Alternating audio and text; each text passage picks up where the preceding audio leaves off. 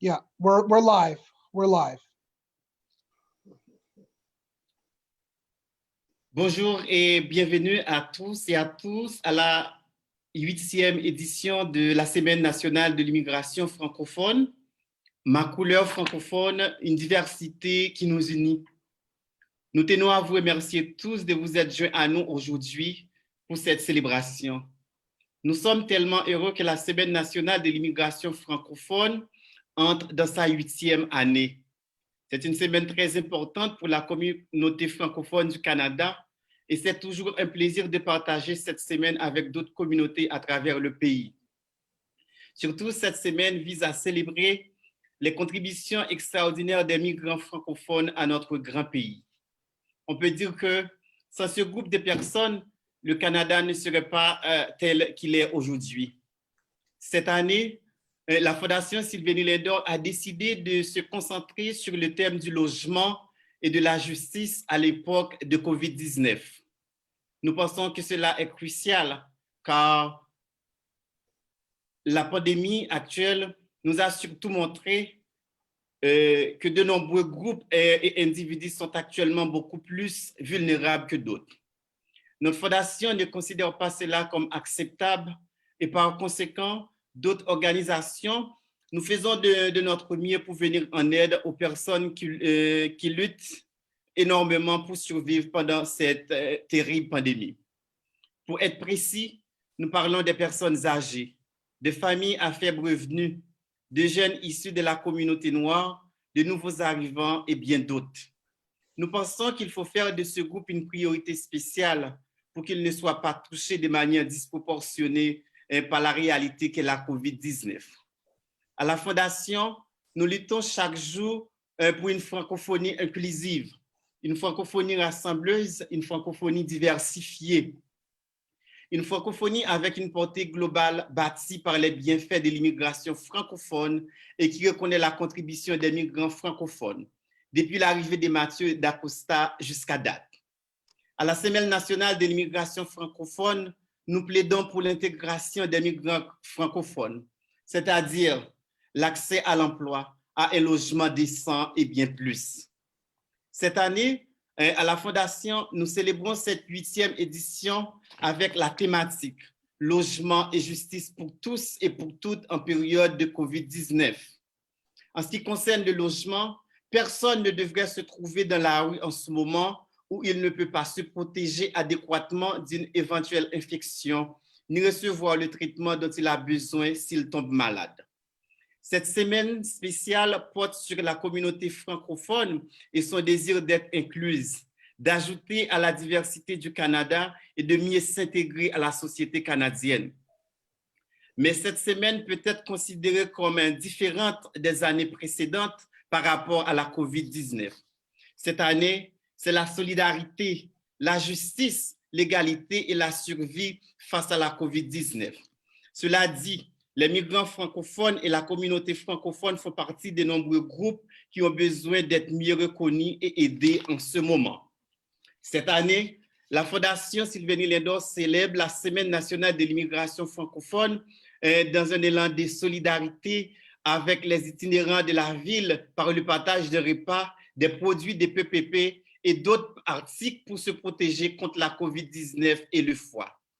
Fondation Sylvénie Lindor remercie le gouvernement fédéral pour tous les programmes qu'ils ont élaborés pour promouvoir la justice sociale au Canada, des programmes de logement, des initiatives pour combattre les problèmes de la santé mentale chez les jeunes Canadiens racisés et enfin la création d'un secrétariat fédéral de lutte contre le racisme. Et même si nous avons parcouru un long chemin, il faut dire qu'il reste encore du travail à faire. Cette semaine est aussi un moment de réflexion, un moment pour réfléchir à la façon dont nous sommes tous réunis pour faire du Canada un endroit meilleur.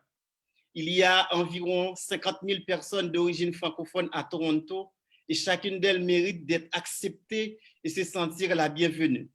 Il s'agit d'avoir accès à un emploi pour que les personnes francophones puissent travailler et subvenir aux besoins de leur famille. Encore une fois, je tiens à vous remercier tous et tous de laisser nous tous prendre le temps de réfléchir à l'importance de l'inclusion économique, de l'intégration économique et de faire du Canada un endroit où tout le monde peut se sentir chez soi. Donc, à vous tous qui nous regardez, je vous souhaite une bonne semaine de l'immigration francophone pour une francophonie inclusive, une francophonie rassembleuse et une francophonie diversifiée. Merci et bienvenue de se joindre à nous. Maintenant, c'est le temps de faire de la reconnaissance de la terre. Donc, les déclarations suivantes ont été mises à jour en février 2019. Nous reconnaissons que la terre sur laquelle nous nous réunissons est le territoire traditionnel de nombreuses nations, y compris les Mississauga du Crédit, les Ashnabeg, les Chippewa, les Haudenosaunee et les peuples Wenda et abritent maintenant de nombreux peuples des Premières Nations, des Inuits et des Métis. Nous reconnaissons également que Toronto est couverte par le traité 13 Mississauga du Crédit. Donc, je voudrais accueillir ce soir sur le panel qui porte sur le logement et la justice pour tous en période de COVID-19 pour la 8e édition de la Semaine nationale de l'immigration francophone. Le premier panéliste que j'ai le plaisir de vous présenter, c'est monsieur Jean-Marie Vianney. Jean-Marie Vianney est le fondateur de la Coalition des francophones noirs de l'Ontario. Il est aussi le président de Média 9, une plateforme qui travaille donc, pour inclure les francophones racisés. Jean-Marie anime aussi une émission de Vivre ensemble, dont son objectif est de rassembler les Canadiens francophones un peu partout en Ontario. Donc, Jean-Marie, bienvenue à ce panel. Merci, Ami Clé, et merci bonsoir à tout le monde. Donc, la deuxième panéliste que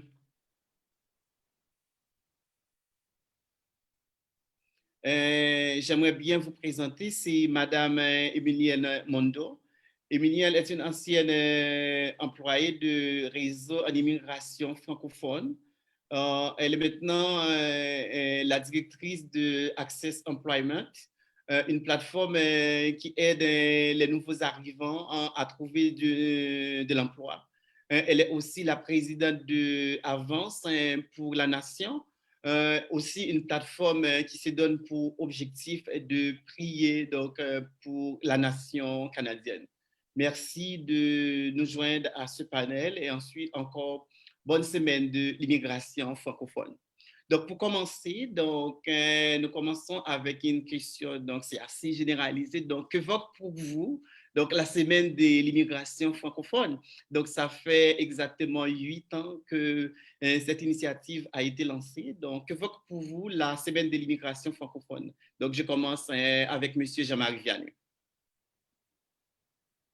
Merci Ami Clé de me passer la parole. Je pense que je profite déjà de l'occasion pour saluer tous ceux et celles qui sont en train de nous écouter ce soir via les réseaux sociaux et je profite également de l'occasion pour souhaiter une excellente semaine, la 8e édition de la Semaine nationale de l'immigration francophone. Et pour moi, la Semaine nationale de l'immigration francophone est un moment de célébration, c'est aussi un moment de repenser, de revoir les défis, de se stratégiser mieux comme communauté et puis ensemble de trouver vraiment des véritables solutions pour être capable non seulement d'accompagner mieux, d'être une communauté encore plus accueillante et vous serez d'accord avec moi que le Canada va continuer à être un pays d'accueil et d'intégration et de rétention des personnes qui viennent d'un peu partout au monde et c'est une bonne chose pour nous.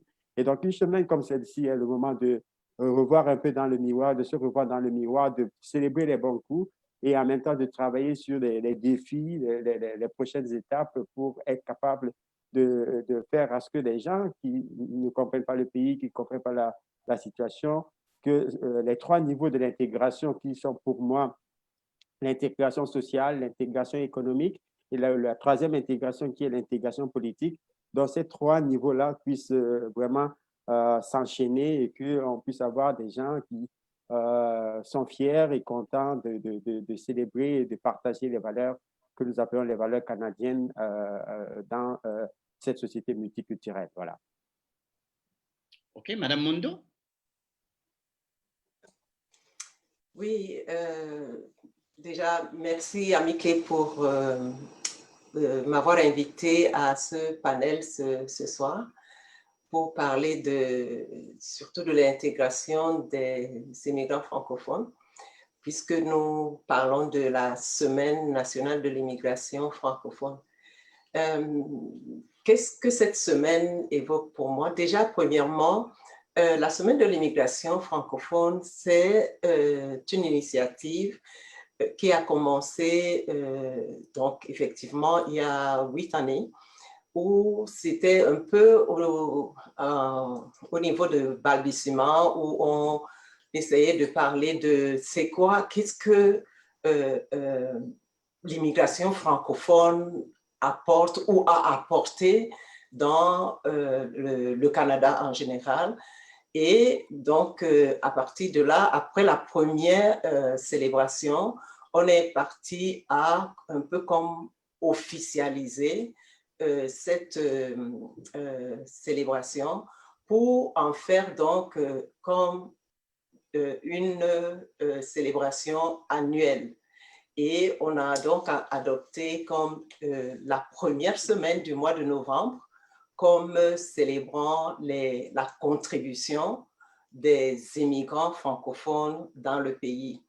Parce que de manière unanime, nous reconnaissons que les immigrants francophones, les immigrants en général et les immigrants francophones sont quand même une grande richesse pour le Canada. Quand on regarde l'immigration, on dirait que pratiquement tout le monde est immigrant au Canada, mais à différents niveaux. Et donc, parler de la Semaine nationale de l'immigration francophone, c'est véritablement reconnaître et relever même la valeur d'un immigrant francophone dans l'Ontario. Et pour cela, si on admet ou on reconnaît tous que l'immigrant francophone a une valeur, apporte une valeur, est une valeur au Canada, on commence également à penser que, comment donc se fait son intégration? Si nous savons d'avance que c'est une valeur pour un milieu, pour un pays, pour une nation, alors comment se fait son intégration? Est-ce que son intégration se passe de la manière la plus équitable, comme faisant partie de la société ou comment ça se passe?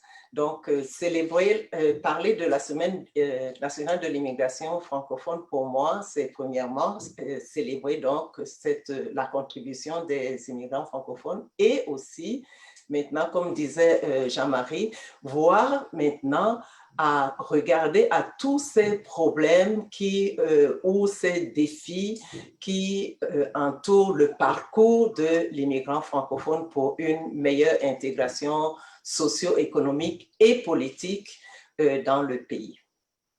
Merci, Madame Mondo. Très bonne question.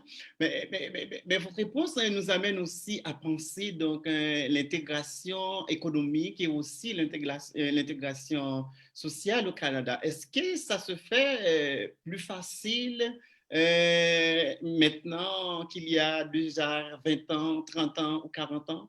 Donc, est-ce qu'il y a des outils qui facilitent beaucoup plus rapide l'intégration d'un immigrant en francophone aujourd'hui au Canada? Donc, je commence avec M. Vianney. Merci pour la question. Je pense que moi qui suis Canadien de première génération et qui suis là, peut-être je suis à ma 3e décennie, je suis un peu à 3e décennie avancée. Je pense que comme personne venant d'ailleurs, je pense qu'on se compare toujours à notre temps et le temps actuel. Et je pense que je suis arrivé comme étudiant étranger, donc aujourd'hui on parle d'étudiant international. Donc, je pense que depuis quelque temps, quand même, il faut reconnaître que beaucoup de choses ont été faites pour améliorer, faciliter, travailler sur les différentes politiques, les différentes manières, de façon de rentrer, que ce soit familial, réfugié, résident permanent. Je pense que beaucoup de choses, vraiment, il faut, on est dans un pays où tout le temps, on est en train d'étudier, de consulter et de trouver des moyens pour améliorer ce qui existe. Et je pense que le ministère de l'Immigration, que ce soit au niveau fédéral et dans les provinces, je pense qu'il y a eu beaucoup de choses qui ont été quand même améliorées au niveau peut-être de la reconnaissance des diplômes quand même. Ça continue à se faire, mais ça avance à son niveau. Et puis, ben, je pense qu'il y a, si on se compare depuis 30 ans, je pense qu'il y a quand même, il faut être honnête de dire qu'il y a plusieurs avancées et que certaines procédures à certains niveaux, pour certaines personnes, les équivalents sont beaucoup plus facilités. Et puis, en même temps, on a créé des nouveaux projets pour être capable d'aiguiller les gens, de les faire rentrer rapidement que ce soit dans le marché du travail, qui commencent à participer, à contribuer au sein de la société. Donc, que ce soit les époux qui viennent rencontrer leurs épouses et tout ça. Donc, je pense qu'il y a beaucoup de choses quand même qui ont changé. Nous, à MNF Media, nous travaillons déjà sur un nouveau programme financé par Immigration Canada qui s'appelle le point d'accueil francophone, nous, dans la région de la capitale nationale ici, où plus de 10 partenaires sont autour pour, n'est-ce pas, faciliter vraiment l'accueil, l'entrée, l'accessibilité aux services disponibles, de l'intégration et des services sociaux au niveau éducatif des nouveaux membres de la famille francophone. Et je pense que c'est déjà plusieurs projets, plusieurs politiques sont mis en œuvre comme ça pour faire avancer les choses. Mais je ne dis pas que les quotas, parce que quand on partait avec l'idée de lancer cette semaine nationale de l'immigration francophone, on avait pour objectif d'avoir un quota de 5% qui n'a pas été atteint. Donc, je pense que ce quota-là, 4,4%, ben, 5% si on arrondit. Nous sommes en train de travailler. Je pense que les agents, que ce soit au niveau provincial, fédéral, municipal, que ce soit les agents comme les gens qui sont dans les domaines communautaires et tout, travaillent assez fort vraiment pour être capables d'apporter en temps réel des services aux personnes nouvellement arrivées dans la famille. Et d'où l'importance du thème que vous avez choisi ce soir, un thème du logement. Il faut les loger quand ils arrivent. Il faut il faut les insérer dans certains qui ont d'incompréhension du système judiciaire. Donc, c'est important d'accompagner ces gens-là. Et je dois dire qu'il y a quand même beaucoup de choses qui ont été améliorées, même si beaucoup de choses, on arriverait au niveau des solutions. Pour un peu plus tard, on pourrait proposer donc quelques solutions qu'on pourrait apporter à ce qui existe déjà. OK, merci. Très bonne réponse. Madame Mondo? Oui, moi aussi, j'abonderai dans le sens de Jean-Marie parce qu'il faut le reconnaître. Effectivement, beaucoup d'avancées ont été faites au niveau de l'intégration des immigrants francophones. Moi, je me souviens, par exemple, à l'époque, il y a une bonne dizaine ou une quinzaine d'années, quand moi j'arrivais au Canada, il n'y avait pas autant de services, par exemple, même les services communautaires que nous avons aujourd'hui, qui permettent aux nouveaux arrivants au moins de se retrouver quelque part où ils reçoivent des ressources, des outils, de l'information même, pour savoir au moins comment s'aiguiller, comment s'orienter, quelle démarche entreprendre pour pouvoir s'intégrer, que ce soit donc par rapport au logement, comme c'est le thème de ce soir, que ce soit par rapport même à la recherche du travail, parce que quand on immigre en tant que francophone, ou même comme immigrant, je pense que les deux grands défis de l'immigrant francophone, c'est l'emploi Et ensuite, c'est d'ailleurs d'abord le logement. C'est le logement et ensuite l'emploi. Et les deux se tiennent parce que sans emploi, sans revenu, c'est difficile d'avoir le logement, etc. Mais pour rester dans votre question, je dis, comme l'a dit si bien Jean-Marie, il y a beaucoup d'avancées au niveau des outils, au niveau de l'appui offert aux immigrants et aux immigrants francophones en particulier également. Tout n'est pas encore fait.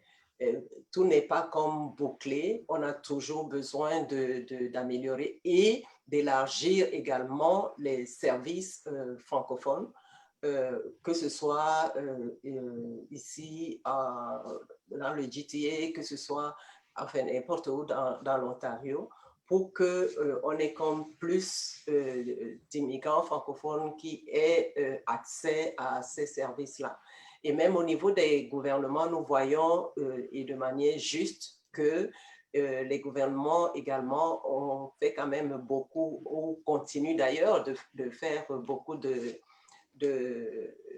choses pour aider à l'intégration des immigrants francophones. Plusieurs projets sont mis en œuvre, etc., pour appuyer même les organismes communautaires, etc.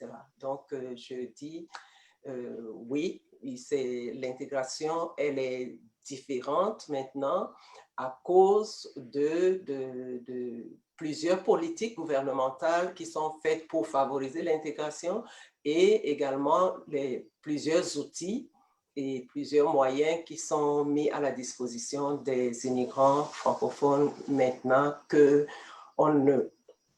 ne pouvait pas peut-être trouver il y a, comme tu disais, 20 ou 30 ans en arrière.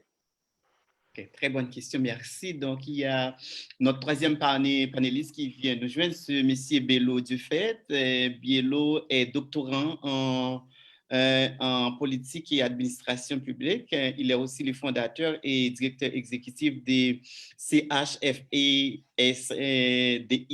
donc, et directeur des ressources capitales pour Gateway. Donc, Bielo, bienvenue parmi nous. Donc, la toute première question qu'on avait posée à nos panélistes, c'est qu'évoque pour vous une semaine de l'immigration francophone en Ontario? Oui, bonsoir tout le monde. J'aimerais en partant m'excuser d'être en retard. Ce n'était pas voulu, j'étais en attente même, mais dans la confusion parce que j'ai partagé 2 courriels à notre ami Annie Clay et puis moi j'étais en train de chercher dans le 2e courriel. Pourtant l'invitation était dans le 1er courriel. Donc c'est là où je me suis rendu compte. Donc j'ai partagé 2 courriels et puis ça m'a mis en retard, mais j'étais déjà en attente là pour entrer et puis c'est maintenant que Annie Clay m'a fait comprendre que l'invitation a été envoyée. Je suis allé à l'autre courriel, je l'ai trouvé, merci et je m'excuse d'être en retard. Ah oui, comme vous avez mentionné, monsieur Annie Clay, je pense que Emilienne, bonjour, tu me connais déjà. Je pense que tout le monde qui est là, on se connaît bien. On se connaît bien. Nous sommes les vieux de la vieille. Nous sommes les vieux de la vieille. Puis, écoute, oui, je n'ai besoin de me présenter, mais pour mes nouvelles fonctions actuellement, je suis le fondateur et directeur général du Centre haïtien de formation d'économie sociale et de développement intégré, organisation et au sein de laquelle il y a un volet d'intégration des immigrants francophones. Vous savez que bien London, Ontario, c'est mon fief. Je fais le tour de l'Ontario, je suis retourné au Versailles.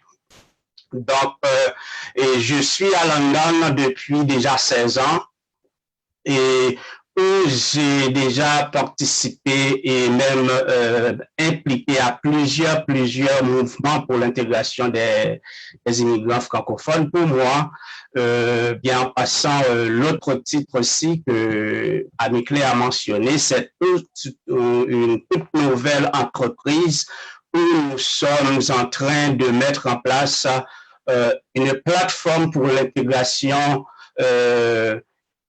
pour la transition technologique des petites entreprises, des immigrants. Donc, c'est une plateforme qui va aider aux PME pour leur littératie technologique, leur transition technologique, Digital Human Capital Gathering. C'est vraiment pour soutenir les entreprises en devenir et les entreprises en démarrage, les petites entreprises et leurs organisations pour les accompagner en termes de transition technologique. Comme vous le savez, c'est un grand défi pour beaucoup de petits organismes ou petites entreprises qui butent à ce défi-là de faire leur intégration technologique. Alors, pour répondre à la question du panel, qu'est-ce que l'immigration francophone veut dire pour moi? Pour moi, c'est beaucoup. Et pour commencer, pour moi, ça veut dire, en partant, la lutte n'est pas terminée. Peu importe le temps qu'on a en Ontario ou au Canada comme immigrant, on n'est pas sans savoir que c'est une lutte perpétuelle. Et cette lutte perpétuelle ne voudrait pas dire que lorsqu'on traverse le pont, c'est fini. Et pour moi, en tant que leader francophone de la communauté, être francophone et immigrant, c'est être un pont pour les autres. Ça veut dire ceux qui y sont déjà, qui connaissent des défis qu'on a déjà traversés, on est là pour les prendre par la main et les aider à traverser le pont. Et pour ceux qui viennent aussi, ou bien qui sont nouvelles, c'est à nous de les orienter pour qu'ils trouvent leur place. Alors, ce qui est important pour nous, en tant qu'immigrants francophones, c'est d'être là et nous préparer à être, dirais-je, bien le chemin pour les autres. Et ça veut dire quoi? Ça veut dire que nous-mêmes, nous devons nous intégrer à tous les niveaux. Donc, l'une des études que j'ai réalisées en 2006 pour la London Sanya et qui a mené à beaucoup d'autres grands projets en termes d'immigration, c'était une étude d'évaluation des besoins des immigrants francophones, étude qui a mené à un premier grand projet que je souhaiterais qu'on pourrait reprendre au niveau de l'Ontario au sein des immigrants francophones. C'est vraiment l'évaluation des besoins et peu importe ce qui est déjà sur le terrain, il y a encore du chemin à faire et cette étude-là a donné lieu à ce qu'on a développé dans la région de London qui malheureusement n'a pas continué en raison d'autres évolutions de la communauté francophone. Nous avons mis en place un guichet unique. Nous avons développé un guichet, un projet de guichet unique en termes de services aux immigrants, aux nouveaux arrivants. Donc, l'idée derrière ce guichet unique, c'était d'avoir plusieurs organismes, peu importe le service que vous offrez, en train de recevoir les immigrants où un immigrant arrive, n'a pas besoin de faire 10 chemins, aller à 10 endroits, mais de trouver les services nécessaires et essentiels à une seule place. Donc, ça, c'était le fruit. Je me rappelle, lorsque j'ai fait cette recommandation pour ce processus d'intégration des immigrants, on a eu une subvention de 280 000 $ de l'Immigration Canada et ça a permis de mettre en place le projet de guichet unique.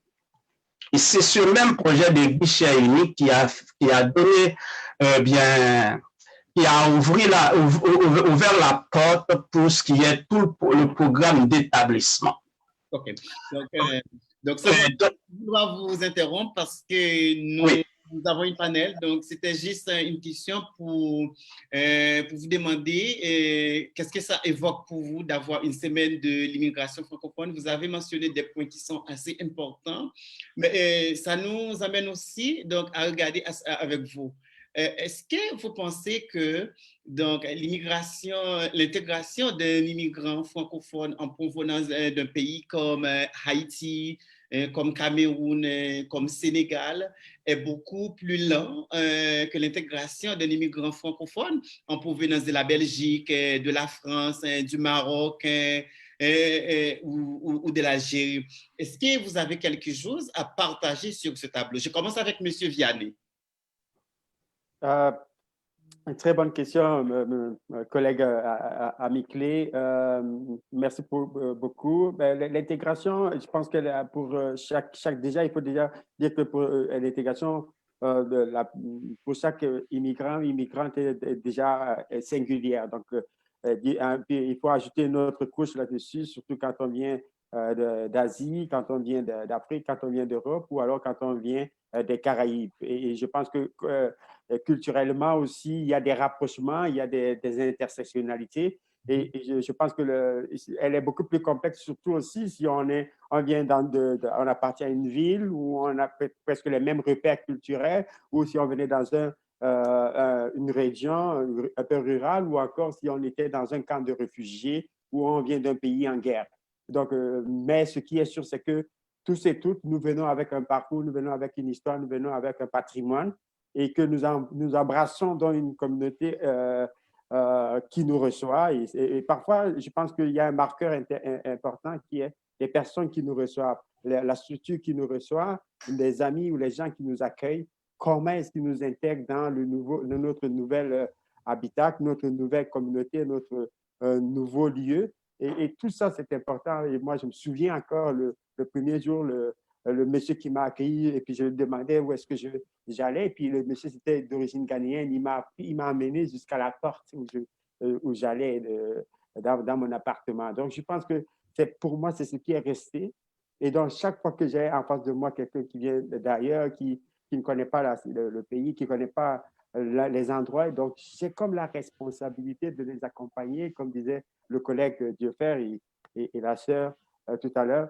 J'ai comme cette responsabilité de les accompagner, de faire à ce qu'ils soient au parfum des plus petits détails, et même des détails parfois qui ne sont pas importants pour eux, mais j'essaie de juste leur donner ça, juste pour qu'à un moment donné, ça pourrait arriver. Mais pour vraiment répondre à votre question, indépendamment si on vient d'Afrique où les cultures sont pratiquement différentes, des Caraïbes où les cultures sont des cultures de socialisation, ou d'Europe où les cultures sont beaucoup plus individualistes, où chacun fait ses choses, je pense qu'il faut encadrer ou à mettre autour des personnes immigrantes, donc des services ou comme disait l'idée de guichet unique.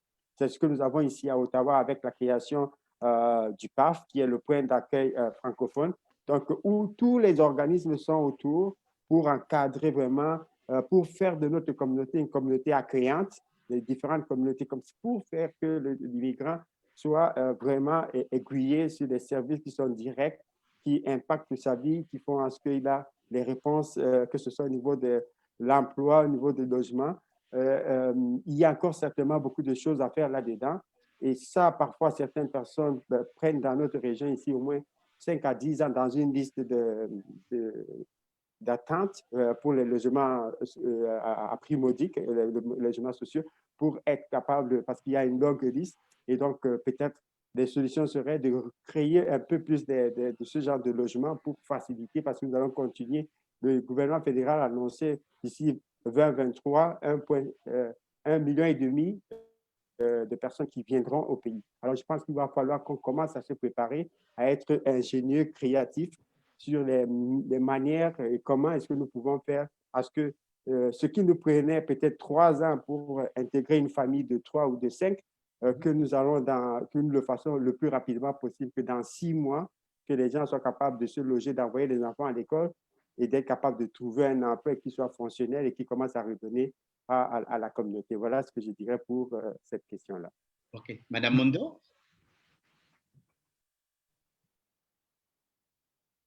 Amikle. Je pense que Jean-Marie a parlé vraiment du côté de l'intégration comme au niveau de la communauté locale. Et à ce niveau-là, je suis en harmonie avec lui. Ce que je voudrais juste ajouter par rapport à, pour élaborer un peu, en plus de ce que il a déjà donné le côté intégration locale, moi je parlerai un peu de la manière de l'intégration à partir même de l'entrée. Parce que tu as parlé de si on vient d'un pays comme Haïti ou si on vient d'un pays comme le Maroc ou la Belgique, etc. Premièrement, je vois au niveau systémique, c'est-à-dire que quand on parle de quelqu'un qui vient d'Haïti ou de quelqu'un qui vient de la France, je pense qu'il faut déjà regarder l'intégration ou l'arrivée de la personne et je pense, à mon avis, que l'intégration se fait de manière différente. De manière différente, premièrement, au niveau des États. Et quand je parle des États, je parle des pays.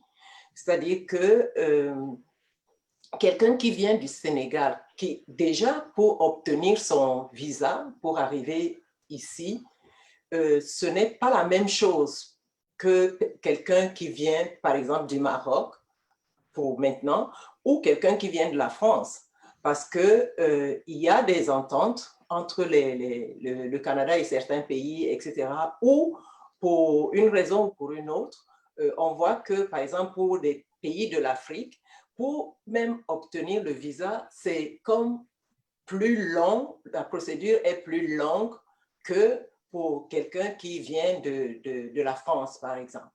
Donc, déjà à ce niveau-là, on voit que l'arrivée ou l'intégration des deux personnes, celle qui vient de l'Afrique et celle qui vient de la France, va être différente. Déjà à partir de leur pays d'origine, de là où ils viennent.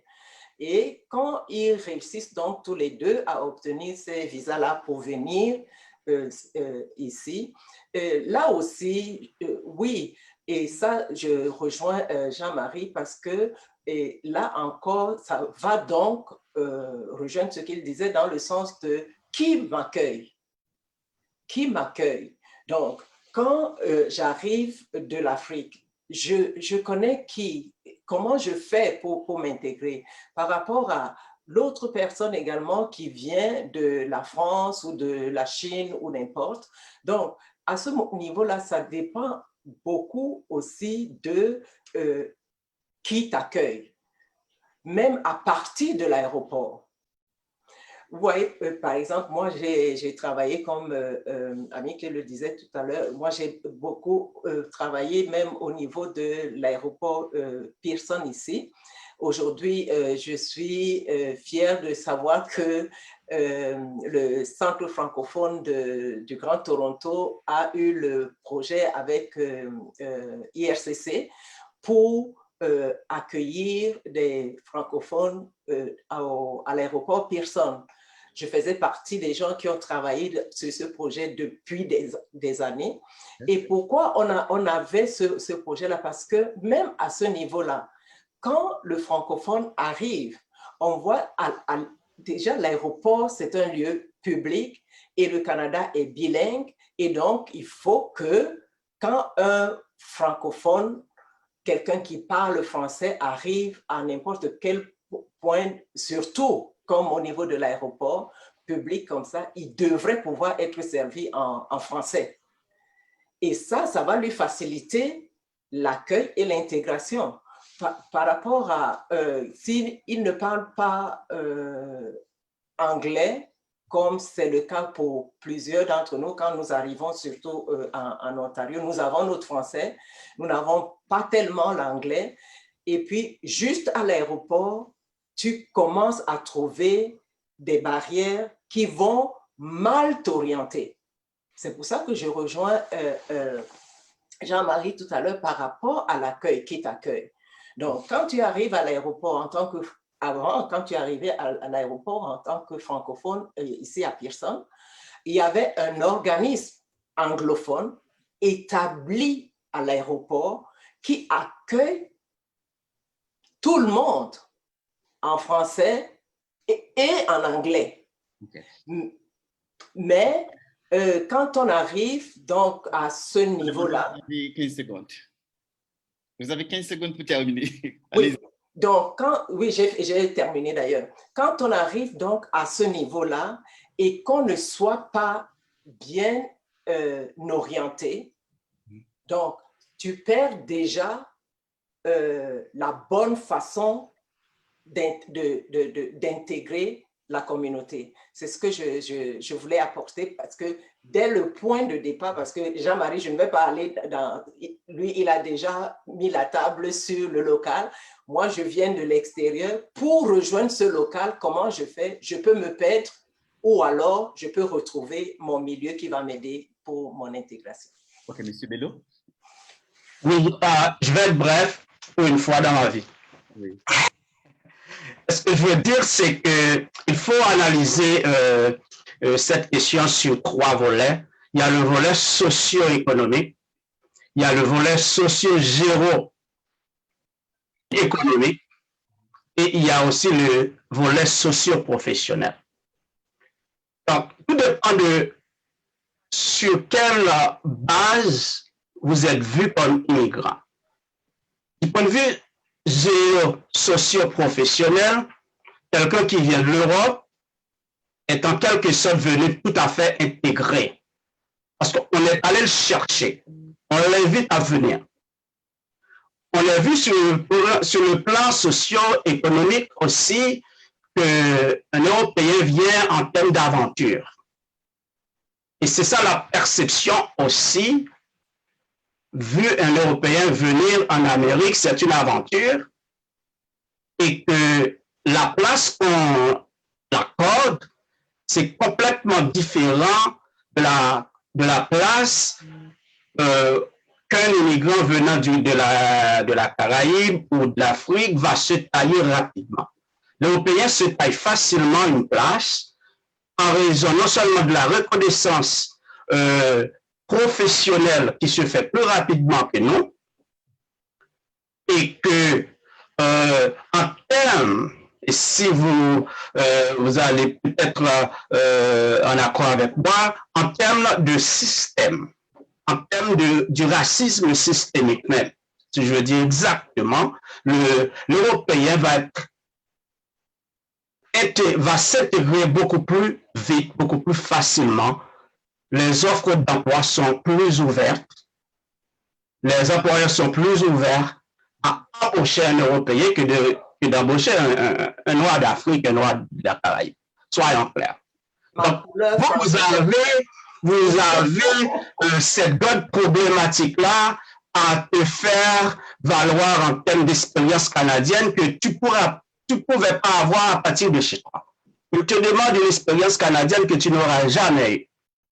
Donc, de là, c'est déjà de manière du point de vue et justice sociale, du point de vue violence structurelle, c'est déjà, dirais-je, comment on appelle ça déjà, on t'arrête d'avance que tu dois te battre pour que tu te tailles la place parce que c'est pas tout à fait offert automatiquement.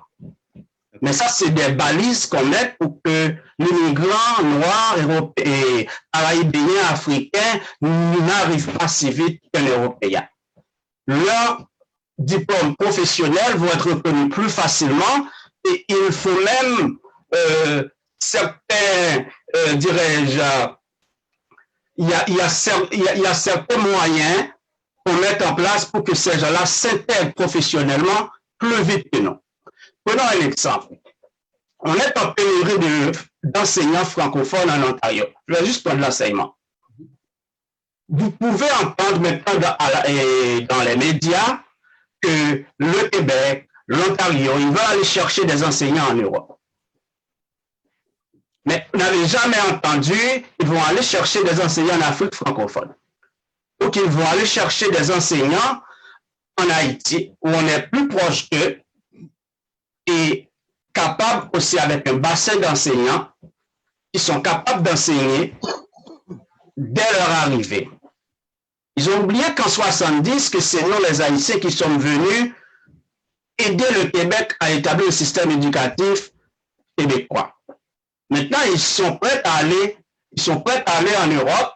Ils n'ont jamais mentionné Haïti, qui est vraiment le pionnier de l'éducation québécoise dans l'année 70. OK. Juste par rapport à ça, est-ce que vous pensez que la non-intégration des migrants racisés a quelque chose à voir avec le racisme systémique? Souvent, on parle d'une francophonie qui n'est pas assez diversifiée. Mais qu'est-ce que vous pensez qui devrait être fait davantage pour promouvoir l'intégration des migrants francophones et surtout des migrants racisés? Donc, je commence à... Bien, c'est là où je m'en allais. Donc, étant donné que cette place nous est pas offerte automatiquement et qu'on a plus de difficultés à nous intégrer socio-économiquement et socio-professionnellement, maintenant, tout réside dans la structure d'accueil que nous, les professionnels en place, devrions établir pour accompagner les autres, beaucoup plus facilement pour faciliter leur intégration socio-économique et socio-professionnelle et être aussi une figure de proue auprès des agences gouvernementales, auprès du gouvernement pour comprendre cette politique d'intégration professionnelle des immigrants. Un immigrant, je ne sais pas qui je suis maintenant, mais je vous dis, je suis arrivé au Canada comme ingénieur agronome. J'ai rien fait comme ingénieur agronome depuis que je suis arrivé, ça fait 20 ans. Mais je suis toutes sortes de choses, moi c'est un agronome actuellement. Mais je pourrais facilement travailler comme agronome, c'est 5 ans d'études universitaires. Mais ça n'a pas donné grand-chose, ça m'a juste permis de continuer à bâtir ce que je pouvais faire déjà pour être quelqu'un aujourd'hui différent dans ma carrière professionnelle, mais j'aurais pu, dès mon arrivée, travailler comme un ingénieur agronome et continuer là-dessus. Mais il n'y a pas une structure pour m'aider à intégrer cette profession-là. Et il y a tellement de balises aussi au niveau d'intégration professionnelle que tout immigrant de l'Afrique, tout immigrant des Caraïbes qui arrivent doivent tout recommencer. Okay. Madame Mondo? Excusez-moi, j'étais coupée pendant un moment là, je n'ai pas suivi, mon Internet avait gelé. C'était quoi ta question? La question, c'était que, est-ce que vous pensez la non-intégration de la plupart des migrants francophones racisés donc, a quelque chose à voir avec le racisme systémique? Donc, qu'est-ce que vous pensez qui devrait être fait davantage pour pousser l'intégration des migrants francophones racisés? Ben, ça nous amène à la question du racisme systémique que aucun de nous n'ignore et même tous ceux qui nous écoutent. Le racisme existe bel et bien et il faut, quand on parle de communauté, quand on parle de communauté racialisée, on convient que, et j'aime beaucoup le thème de la Semaine nationale de l'immigration de cette année, ma couleur francophone, qui correspond bien à cette année avec tous ces événements. C'est-à-dire que, dépendamment de ta couleur, même si tu te retrouves dans les communautés racialisées, tu es également même comme hiérarchisé là-dedans également. Donc, moi, je pense que pour ne pas aller dans les détails de tout ce que les différentes couleurs de peau nous amènent à vivre comme barrière au niveau de l'intégration, nous pouvons commencer à voir un peu comment travailler selon les milieux et les domaines dans lesquels nous nous trouvons, comment apporter, nous, notre part de contribution comme à chaque niveau pour mettre en exergue ce fait, rappeler que ça, c'est un fléau, c'est une gangrène qu'il faut vraiment travailler au jour le jour pour la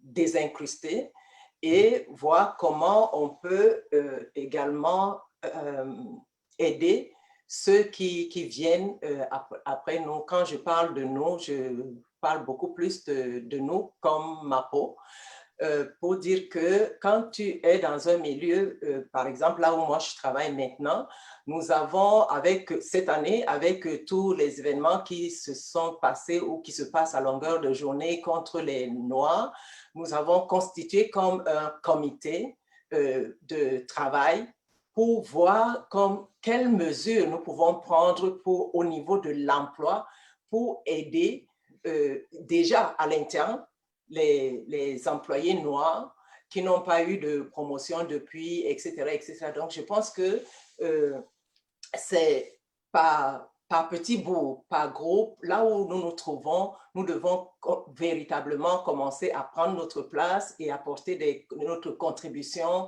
penser aux idées, à comment faire pour essayer de rattraper et d'être comme au niveau où nous devons être de manière équitable.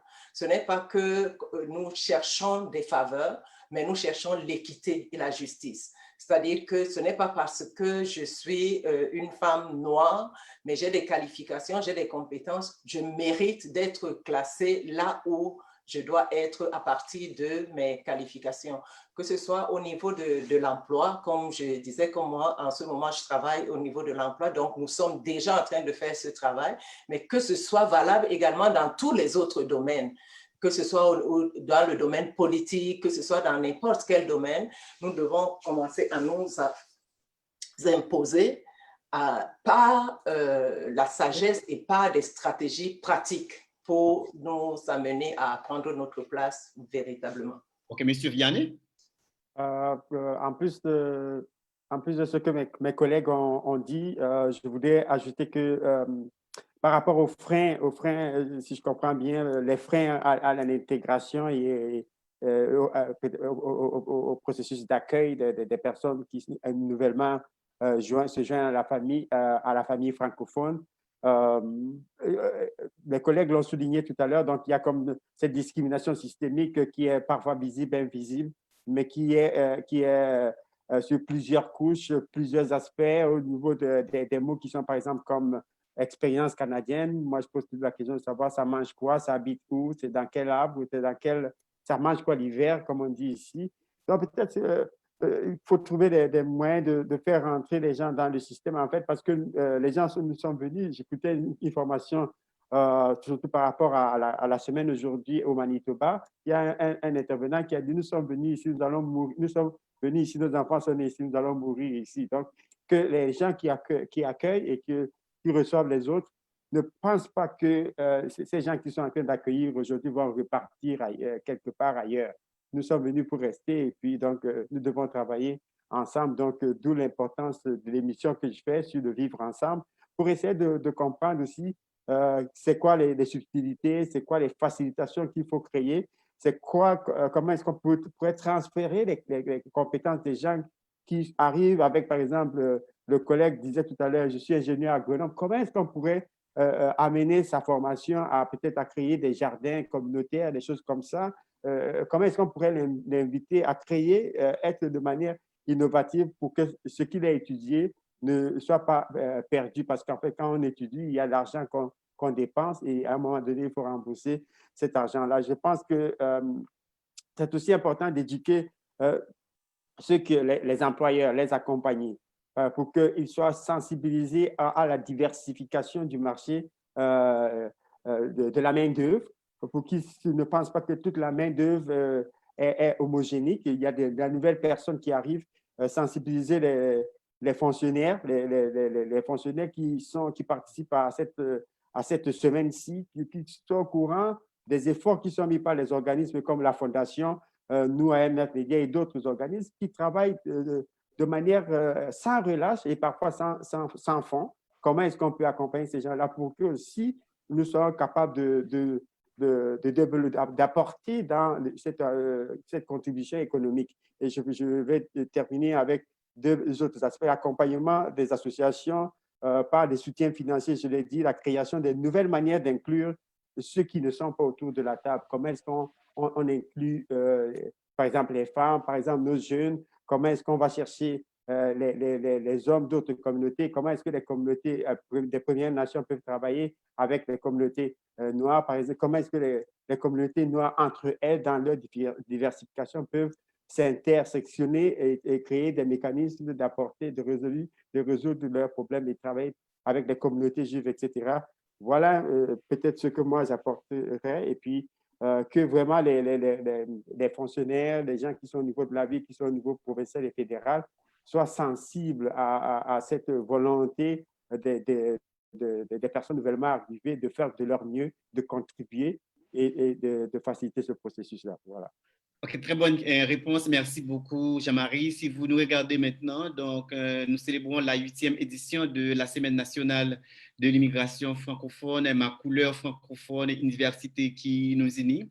Donc, cette année, à la Fondation Sylvie Lindon, nous avons choisi comme thème logement et justice pour tous en période de COVID-19. Donc, la toute dernière question que j'ai à vous poser. Donc, on parle souvent d'une francophonie ontarienne qui n'est pas assez diversifiée.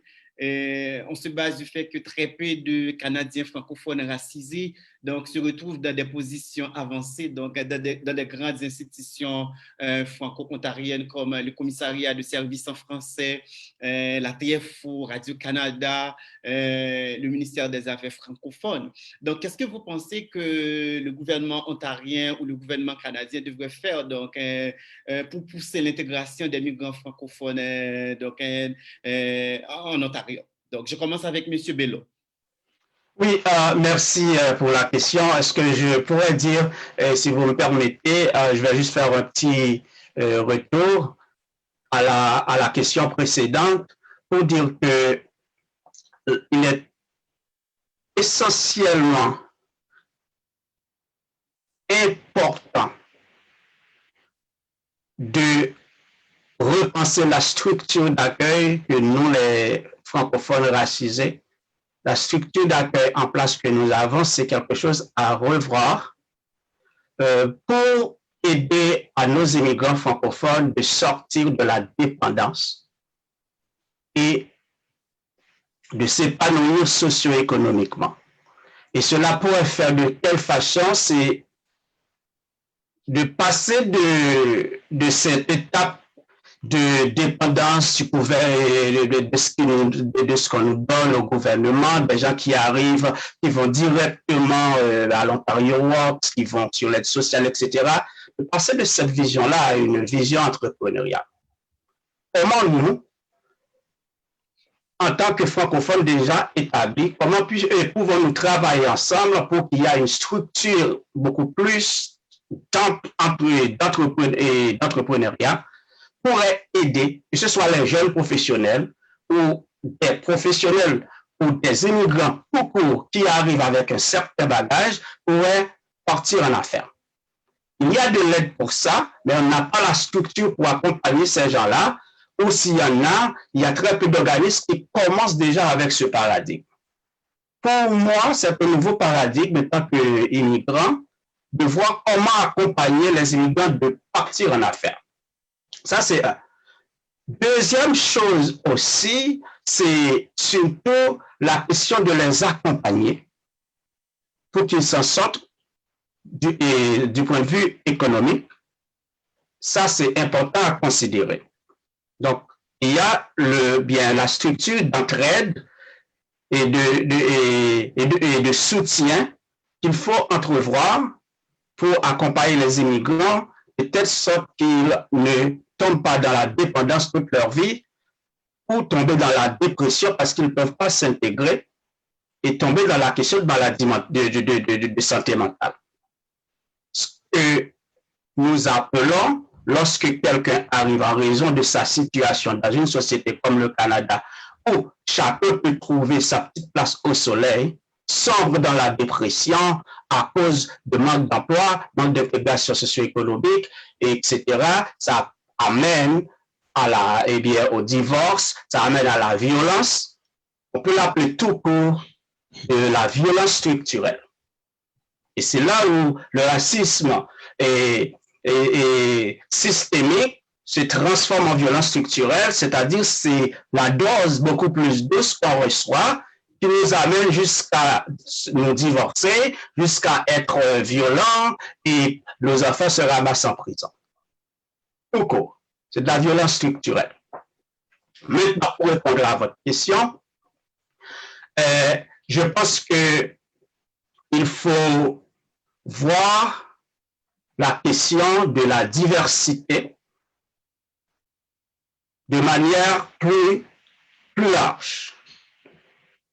Il ne faut pas attendre que la francophonie nous appelle pour que nous soyons partie d'une grande organisation et avoir une place qui nous revient. Et comme Emilienne a dit, il faut se faire cette place-là. Je ne sais pas sous quelle langue. Emilienne a mentionné, il faut être sage. Oui, il faut être sage, mais je crois que cette sagesse-là doit se transformer par la démonstration de notre capacité. Lorsque nous entrons dans un organisme pour occuper une place, si jamais il nous accorde cette place-là, de faire notre place à travers notre capacité, notre éthique professionnelle, notre travail, notre performance, etc. Maintenant, c'est la porte d'entrée qu'il faut voir comment percer la porte d'entrée. Parce que c'est là où le racisme systémique, c'est là où ça commence. OK. J'ai vu le titre de tout le monde. Et il y en a plein d'autres dans notre communauté. Un CV qui arrive avec Dieu Ferbello, Emilienne Mondo ou Jean-Marie ou Annie Clay, c'est tout des noms bizarres, peut-être Jean-Marie, c'est différent. Je t'assure, l'autre qui arrive avec un background beaucoup moindre ou égal, avec Tremblay, c'est différent. Les deux CV seront analysés différemment, je vous assure. Si jamais vous êtes appelé en entrevue, vous êtes très chanceux. Donc, c'est là où le problème se pose. C'est les barrières à l'entrée et c'est la base même du racisme systémique. Dieu Ferbello n'entrera pas facilement que Jacques Tremblay, avec le même à compétences égales, background culturel différent, le Canadien ou l'Européen à sa place. Moi, je dois me battre pour attendre. Alors, je ne veux pas me centrer sur moi, je parle généralement, c'est ma façon de parler, mais je parle généralement. C'est pas pour moi, je parle pas pour moi, je parle généralement, mais je me prends comme exemple parce que je n'ai pas cité d'autres choses là. Donc, bref, c'est les barrières à l'entrée. Se faire une place dans la francophonie ontarienne, ce n'est pas une chose donnée. C'est une chose acquise.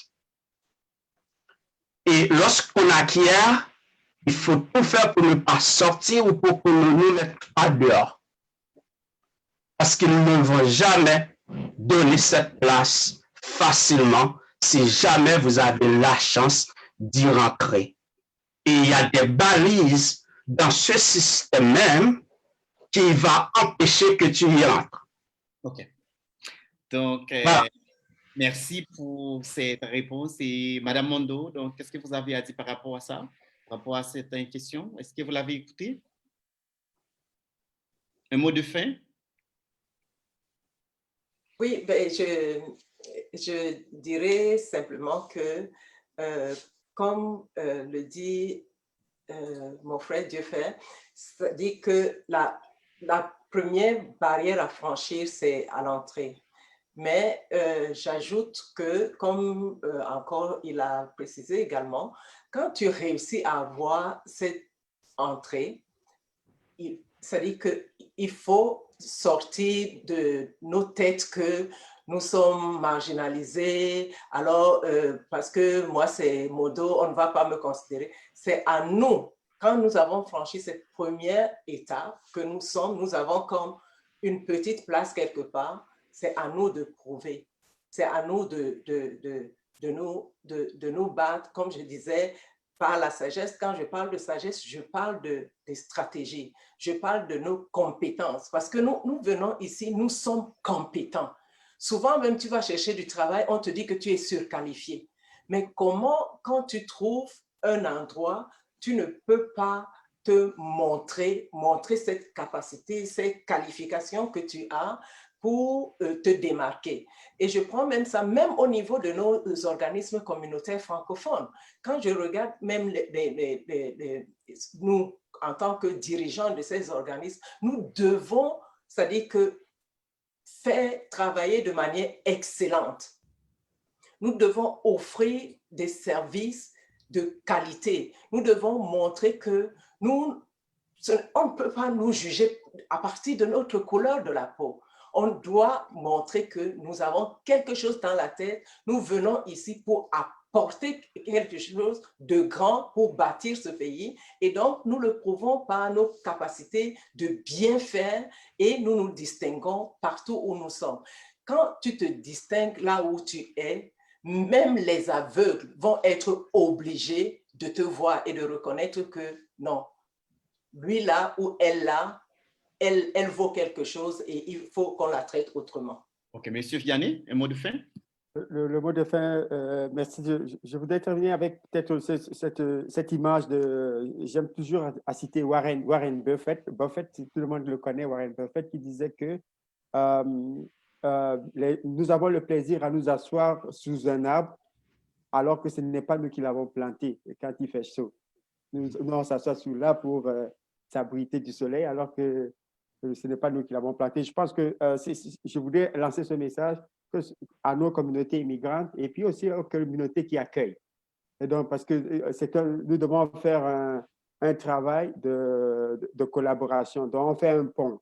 Donc, un travail qui, même si on ne voit pas les bénéfices aujourd'hui, quelqu'un d'autre pourrait en bénéficier de ce travail-là et raison de plus de féliciter la Fondation d'avoir organisé cette plateforme ce soir et j'espère que les gens qui sont en train de nous écouter en bénéficient.